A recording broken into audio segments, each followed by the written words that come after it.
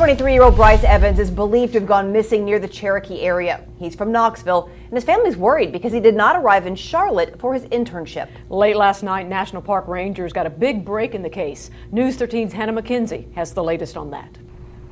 That break, Bryce Evans' car. It was found somewhere in the Great Smoky Mountains National Park. Park rangers haven't yet said where, but families say it was a remote area near a hiking trailhead. New developments in the search for missing Tennessee man Bryce Evans. The 23-year-old's car found Thursday night by park rangers in the Balsam Mountain area of Great Smoky Mountains National Park. No word yet if there was anything inside the 2017 gray Nissan Altima that could pinpoint Evans' location. A search for Evans around the densely forested area beginning that night and resuming early Friday. Families say searchers are utilizing dogs in their efforts.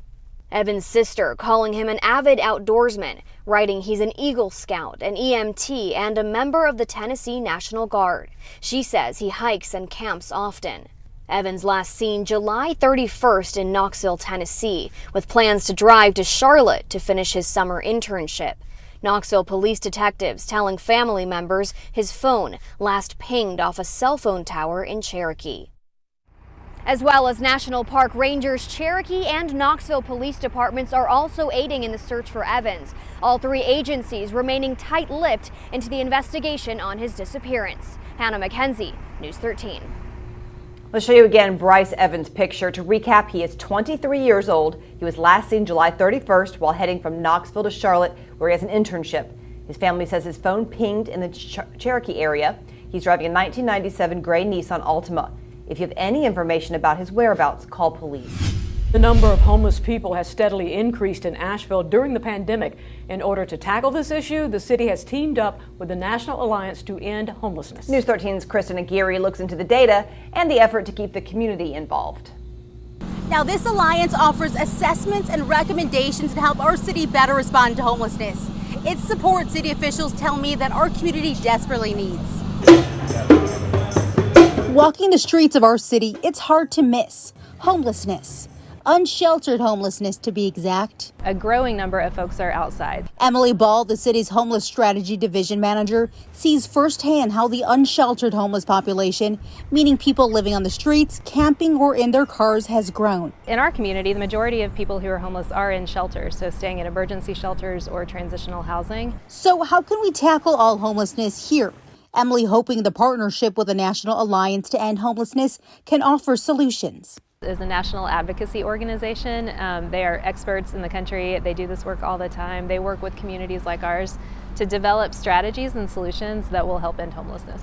The city teaming up with Balsam County and Dogwood Trust to form a collaborative and better understand unsheltered homelessness. What's exciting to me about this process is that it creates the opportunity for our full community to engage and participate so that people can provide input, can really understand the process as it's moving forward. Funding from Dogwood Trust allowed the city to hire a consultant, the National Alliance to End Homelessness, for just under $73,000. Homelessness is a community-wide issue, and we have to have community-wide participation in understanding it and particularly in solving it. Which is why the Alliance is calling on the community to take a survey to help with their needs assessment, phase 1 of the project. I expect that with that needs assessment, we will get just a clear list of what our opportunities are, and then that will be followed by recommendations to respond to those opportunities.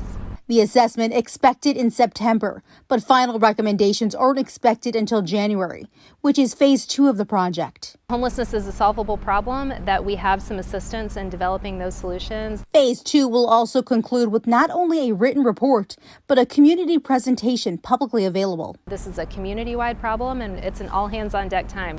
Now, if you'd like to weigh in on this issue, you have until August 19th to complete a survey through the Alliance.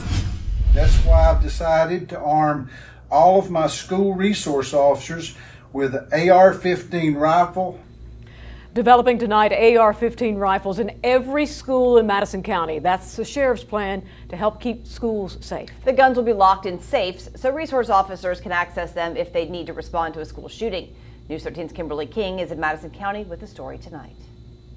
Sheriff Buddy Harwood says that Madison County commissioners are in full support of this decision and provided the funding for all the safes for all of the AR-15s at every school. Sheriff Buddy Harwood made the announcement on his Facebook page about semi-automatics like this. I've decided to arm all of my school resource officers with AR-15 rifle, optics, and accessory. It's what we call hardening in the schools, and it's what's going to happen is that we're going to have accidents with these guns. Dorothy Espelage is a professor at UNC Chapel Hill's School of Education studying trends. Do we have any other school districts in the state of North Carolina that have made this decision?